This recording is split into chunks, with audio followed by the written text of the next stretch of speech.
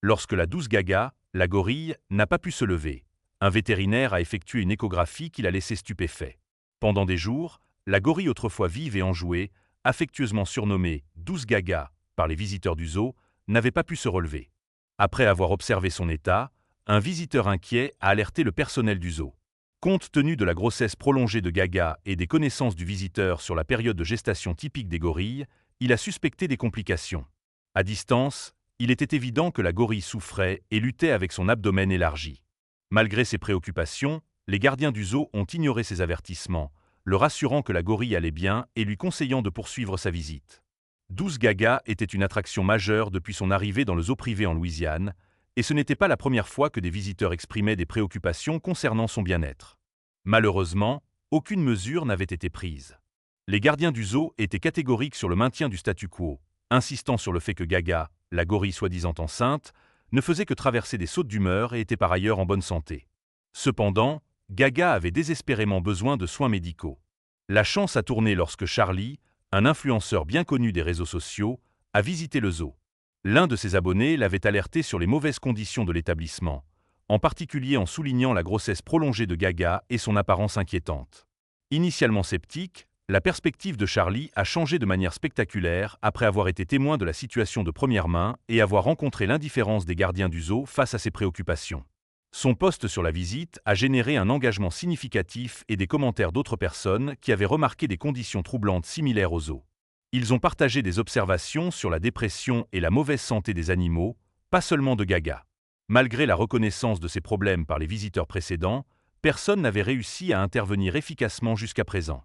Un commentateur a mentionné qu'il avait informé les gardiens du zoo du changement d'humeur de la gorille, mais ils l'ont écarté comme trivial. Le lendemain, le zoo a attiré une grande foule impatiente de voir la gorille, avec de nombreux visiteurs prenant des photos. Lorsque ces images ont fait surface en ligne, des inquiétudes ont émergé quant à la grossesse inhabituelle de la gorille, qui semblait anormale. Les audiences en ligne ont exhorté le zoo à effectuer un examen médical, car les grossesses de gorilles durent généralement environ 8 mois et demi, alors que cette gorille était visiblement enceinte depuis près de 10 mois. À mesure que la situation attirait davantage l'attention, de nombreux vétérinaires et experts ont commencé à remettre en question si la gorille était réellement enceinte. De plus, plusieurs commentateurs en ligne ont partagé des expériences négatives concernant le mépris du personnel du zoo pour le bien-être des animaux. Cette négligence est devenue un problème important souligné par ceux qui ont remarqué le comportement et l'état particulier de la gorille. L'indignation du public a augmenté, poussant les visiteurs à exiger une intervention des autorités supérieures. Malgré ces appels à l'action, les propriétaires du zoo, Marc et son équipe, sont restés inébranlables. Par conséquent, Marc, un vétérinaire chevronné, a décidé de visiter le zoo pour évaluer la gorille lui-même. Cependant, à son arrivée le lendemain, lui et d'autres visiteurs préoccupés ont été refoulés et empêchés d'accéder à l'animal. Lorsque l'information a filtré, la police a été avertie et s'est rendue au zoo pour vérifier l'animal. À leur arrivée, ils ont trouvé les portes occupées par des manifestants réclamant justice pour la gorille. L'agitation était si importante que la police a dû forcer les propriétaires du zoo à fermer l'établissement jusqu'à ce que les préoccupations du public soient prises en compte. Marc a visité le zoo et demandé l'autorisation de voir et de s'occuper de la gorille, mais le personnel a insisté sur le fait que tout allait bien avec Gaga. Marc a négocié avec les gardiens du zoo, proposant d'examiner l'animal et d'aider à résoudre la protestation si la gorille était effectivement en bonne santé. Ils ont accepté et l'ont laissé entrer. En entrant, Marc s'est dirigé directement vers l'enclos de Gaga. Cœur a chaviré en voyant la gorille allongée au bord de son enclos, pâle, faible et immobile. Elle était entourée de ses propres déchets, de bananes pourries et de friandises probablement jetées par les visiteurs. Un des gardiens a mentionné qu'elle n'avait rien mangé de ce qui lui avait été fourni depuis longtemps, se contentant de rester là, regardant tranquillement et s'assoupissant occasionnellement. À première vue, Gaga semblait enceinte en raison de son gros ventre, mais pour Marc, cela ne ressemblait pas à une grossesse normale. Ignorant que le jeune gardien avait révélé que la gorille ne mangeait pas, le gestionnaire les a rejoints et a commencé à mentir, essayant clairement de distraire de la scène inquiétante. Elle a affirmé que la gorille traversait simplement une grossesse difficile et que leur vétérinaire Réside la gérait bien. Elle a ajouté que Gaga avait trop mangé, ce qui expliquait pourquoi elle était si léthargique et fatiguée tout le temps. Marc, reconnaissant la tromperie basée sur l'état de l'enclos de Gaga et les contradictions dans les histoires du personnel, a soupçonné que quelque chose de sinistre se tramait. Il a insisté pour effectuer une échographie sur la gorille afin de fournir un diagnostic et un traitement approprié. On lui a dit de revenir le lendemain, car son travail dérangerait le vétérinaire en chef du zoo. Se sentant obligé de se conformer et ne voulant pas éveiller les soupçons, Marc a accepté les termes. Cette nuit-là, le sommeil l'a fui, et il est arrivé aux autos le lendemain avec son échographe et d'autres équipements en main. À sa grande consternation, il a découvert que de nombreux enclos d'animaux, pleins juste un jour plus tôt, étaient maintenant étrangement vides. Il est devenu évident qu'un nombre significatif d'animaux du zoo avaient été mystérieusement relocalisés pendant la nuit à un endroit non divulgué. Convaincu d'un acte répréhensible, Marc a été surpris que tous les animaux n'aient pas été déplacés. Suspectant des défis logistiques et des préoccupations concernant le bien-être des animaux restants, y compris la gorille nommée Gaga. Marc a rapidement publié une mise à jour en ligne, ce qui a incité une vague de journalistes à converger vers le zoo pour couvrir l'histoire en cours. Malgré les assurances du vétérinaire du zoo que la gorille allait bien et qu'aucun examen n'était nécessaire, l'insistance de Marc a conduit à une confrontation tendue. Le vétérinaire a finalement concédé que la gorille était effectivement malade, mais a choqué tout le monde en suggérant qu'il serait plus simple de l'euthanasier et de la remplacer simplement. Révolté par une proposition aussi insensible de la part d'un professionnel médical, Marc savait qu'il devait agir immédiatement. Marx résolut d'examiner le gorille, renforcé sans le savoir par les découvertes troublantes qui l'attendaient. À mesure que la situation s'aggravait, de plus en plus de journalistes et de défenseurs des droits des animaux se rassemblaient aux portes du zoo, certains commençant à protester et à défier le personnel de sécurité. Le chaos à l'extérieur reflétait la négligence à l'intérieur, la direction du zoo semblant plus encline à laisser mourir le gorille qu'à investir dans sa récupération. Après une heure de discussions infructueuses avec le personnel du zoo, le tumulte à l'extérieur s'intensifia.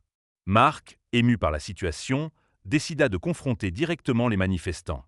Il leur expliqua qu'il était au zoo depuis tôt le matin, tentant d'obtenir l'autorisation de vérifier l'état de l'animal malade, 12 Gaga, mais qu'il s'était vu refuser l'accès à plusieurs reprises. Il souligna qu'il était prêt à offrir ses services gratuitement, motivé uniquement par son désir de garantir le bien-être de l'animal qui préoccupait tant tout le monde. Ces révélations agitèrent davantage la foule, conduisant à un tel tumulte que la police fut appelée pour gérer la situation. En comprenant la raison de l'agitation, les officiers intervinrent, ordonnant aux autorités du zoo de permettre aux vétérinaires compatissants de poursuivre.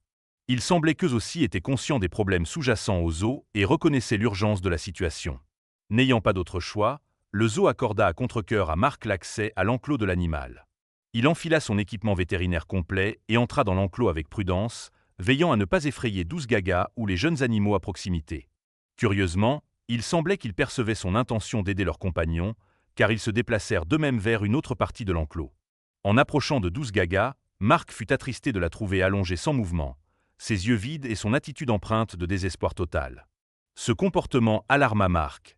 Il était évident qu'elle était dans cet état depuis un certain temps. Il toucha doucement sa jambe, mais il n'y eut aucune réponse. Inquiet d'arriver trop tard pour faire une différence, il posa soigneusement son équipement, se préparant à faire tout ce qu'il pouvait pour l'aider. L'équipe de Marc se prépara pour la chirurgie critique. La salle d'opération était tendue d'anticipation alors que les chirurgiens vétérinaires se rassemblaient autour de la table d'opération, leur attention entièrement concentrée sur le sauvetage de 12 Gaga, le gorille bien-aimé. Marc dirigea la procédure, ses mains stables malgré la gravité de la situation. En l'ouvrant, l'étendue du blocage devint évidente. C'était pire que ce qu'ils avaient initialement pensé. Le blocage dans ses intestins était étendu, causé par un mélange de fibres alimentaires non digérées et d'autres matériaux indigestes qui s'étaient accumulés au fil du temps. Cela avait conduit à un cas sévère de dilatation gastrique et volvulus, GDV, qui est mortel s'il n'est pas traité rapidement. Marc et son équipe travaillèrent minutieusement, retirant le blocage morceau par morceau, veillant à ne pas causer de dommages supplémentaires aux organes internes du gorille. La sueur perlait sur leur front, la salle était silencieuse à l'exception du bip des moniteurs et du cliquetis occasionnel des instruments chirurgicaux. Après des heures de chirurgie minutieuse, le blocage fut enfin retiré. L'équipe procéda ensuite à réparer les dommages aux intestins et à l'estomac, les recousant avec précision. Tout au long de la procédure, Marc resta concentré, son expérience en tant que vétérinaire guidant chacun de ses gestes, conscient que la récupération de 12 Gaga dépendait du succès de cette opération. Leurs épines frissonnèrent lorsqu'ils trouvèrent enfin l'origine du problème. Juste là, ils virent un grand morceau de plastique bloquant les intestins de Gaga, empêchant le passage de la nourriture non digérée et des matières fécales vers ses intestins pour l'excrétion. Marc ne pouvait pas comprendre comment le gorille avait réussi à avaler le morceau de plastique. C'était un exemple flagrant de négligence de la part des soigneurs du zoo. Ils n'avaient probablement pas complètement retiré l'emballage de la nourriture avant de la donner aux animaux, et 12 Gaga était simplement la malheureuse à l'avaler. Marc fut capable de retirer le blocage et de nettoyer le gorille. L'équipe chirurgicale travailla sans relâche pour réparer Gaga et la stabiliser, et finalement, ils réussirent. Une fois la chirurgie terminée, 12 Gaga fut transférée dans une zone de récupération où elle pouvait être étroitement surveillée. Mark et son équipe ne se détendirent pas encore. Ils savaient que les prochaines heures seraient cruciales. Ils administrèrent des fluides, des antibiotiques et des analgésiques pour l'aider à traverser la phase initiale de récupération. Alors que 12 Gaga se réveillaient lentement de l'anesthésie, le personnel surveillait les signes de complications. Au cours des jours suivants, son état s'améliora progressivement. Elle commença à s'intéresser à la nourriture à nouveau, et ses niveaux d'hydratation se normalisèrent. Les manifestants et les supporters qui s'étaient rassemblés autour de 12 Gaga pendant l'urgence furent régulièrement informés. Des vidéos de sa récupération furent partagées, la montrant regagner lentement de la force et se déplaçant. Le soulagement de la communauté était palpable, et ils louèrent l'équipe vétérinaire pour leur dévouement et leurs compétences. Grâce à la prise de décision rapide de Mark et à son expertise chirurgicale, 12 Gaga étaient en voie de récupération. L'incident servit de rappel poignant de l'importance des soins vétérinaires et de la conservation de la faune et du lien profond entre les humains et les animaux. Mark était abasourdi par le manque de soins des gardiens du zoo. Il ne pouvait tout simplement pas comprendre comment ils avaient laissé les choses en arriver là. C'était frustrant de voir leur manque de préoccupation pour la santé du gorille. On avait l'impression qu'ils ne se souciaient même pas si elle s'en sortait. Leur attitude était vraiment décevante. L'histoire se répandit rapidement alors que les journalistes affluaient à la clinique de Mark pour des interviews. Le public était avide de nouvelles de l'état de 12 Gaga. Bien que Mark fût heureux de partager les bonnes nouvelles, il prit également soin de dénoncer la négligence dont 12 Gaga avaient souffert. Ils avaient trouvé le problème et avaient sauvé Gaga avec succès, mais les propriétaires du zoo devraient faire face à la loi. Au cours des 3 semaines suivantes, Mark se consacra à soigner Gaga pour qu'elle recouvre la santé. Elle fit une remarquable récupération et prospéra bientôt, paraissant en meilleure santé que jamais.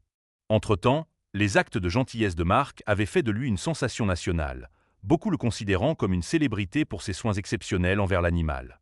Sa clinique vétérinaire devint une destination prisée des propriétaires d'animaux. Son expertise était recherchée non seulement pour les animaux de compagnie domestiques, mais aussi pour les animaux de ferme. Il rédigea une pétition contre les propriétaires du zoo privé, soutenue par de nombreuses personnes sur Internet, et ils purent voir que les propriétaires furent poursuivis et perdirent leur licence. Les animaux restants furent transportés dans un nouveau zoo appelé Havre d'Harmonie, un sanctuaire mondialement réputé pour son dévouement au bonheur et au bien-être des animaux. Ce sanctuaire était unique en son genre, un véritable paradis où chaque enclos était méticuleusement conçu pour reproduire les habitats naturels de ses habitants. L'air était empli du bruissement des feuilles, des mélodies des oiseaux et du murmure apaisant des ruisseaux. Chaque recoin du Havre d'Harmonie reflétait son engagement indéfectible envers la compassion et le soin. Parmi les nouveaux résidents se trouvait 12 Gaga, une gorille adorée, au regard profond qui témoignait d'une vie marquée à la fois par la douleur et la résilience. Le nouveau foyer de Gaga était un vaste havre luxuriant, parsemé d'arbres majestueux, de recoins ombragés et de structures d'escalade s'élevant vers le ciel. Les soigneurs la traitaient avec amour et respect, lui parlant doucement et veillant à ce que ses journées soient remplies d'activités enrichissantes. Pour la première fois depuis des années, la lumière était revenue dans les yeux de Gaga, et le poids qui avait autrefois alourdi son cœur commençait à s'effacer. Elle pouvait à nouveau être elle-même, joueuse, curieuse et pleine de vie. Bientôt, un événement extraordinaire apporta encore plus de joie au Havre d'Harmonie. Le personnel remarqua que Gaga montrait des signes de grossesse. La nouvelle se répandit comme une traînée de poudre, suscitant excitation et anticipation dans tout le zoo. Pour Gaga, qui avait tant enduré, c'était un miracle, un témoignage de sa force et du pouvoir guérisseur de l'amour. Les préparatifs furent réalisés avec le plus grand soin. L'équipe vétérinaire, dirigée par Mark, le vétérinaire qui lui avait autrefois sauvé la vie, mit tout son cœur à veiller à ce que la grossesse de Gaga soit douce et sans stress. Mark arriva au Havre d'Harmonie avec un mélange d'espoir et de détermination. Il avait toujours ressenti un lien particulier avec Gaga, et faire partie de son parcours une fois de plus était profondément personnel. Le jour de l'accouchement était à la fois tendu et empreint d'une foi tranquille. Les heures passèrent, semblant s'éterniser, tandis que tout le monde attendait. Enfin, un cri perça le silence. Un bébé gorille, en pleine santé et plein de vie, venait de naître. Gaga prit tendrement son nouveau-né dans ses bras, ses yeux débordant d'amour et d'une paix que les mots ne pouvaient décrire. Le bébé fut nommé Espoir, un nom choisi pour refléter la force des nouveaux départs et la résilience qui avaient porté la mère et l'enfant à travers leurs épreuves. Alors que la naissance d'Espoir se répandait comme une nouvelle inspirante, le Havre d'Harmonie organisa une célébration unique. Des visiteurs de tous horizons se rassemblèrent pour être témoins de ce lien extraordinaire entre Gaga et son bébé. Des programmes éducatifs mirent en lumière l'importance de la conservation et le rôle vital des sanctuaires dans la préservation de la faune. Gaga et Espoir devinrent le cœur du havre d'harmonie, leur histoire touchant la vie de tous ceux qui venaient les voir. L'amour entre la mère et l'enfant rayonnait à travers le sanctuaire, inspirant tous ceux qui les visitaient à voir les animaux comme des êtres dignes de respect et de compassion. Alors que le soleil se couchait à l'horizon, peignant le ciel de teintes dorées, Gaga et Espoir s'assirent ensemble sous un arbre majestueux. Espoir tendit la main, tirant doucement sur celle de sa mère, et Gaga répondit avec une caresse douce et rassurante. L'histoire de Gaga, de la souffrance au sanctuaire, du désespoir à la joie, devint un phare d'espoir. Elle rappela au monde l'incroyable résilience de la vie et le pouvoir transformateur de la bienveillance. Et lorsque la nuit tomba sur le havre d'harmonie, le sanctuaire s'illumina des sons d'un lieu où l'amour et le soin avaient véritablement triomphé.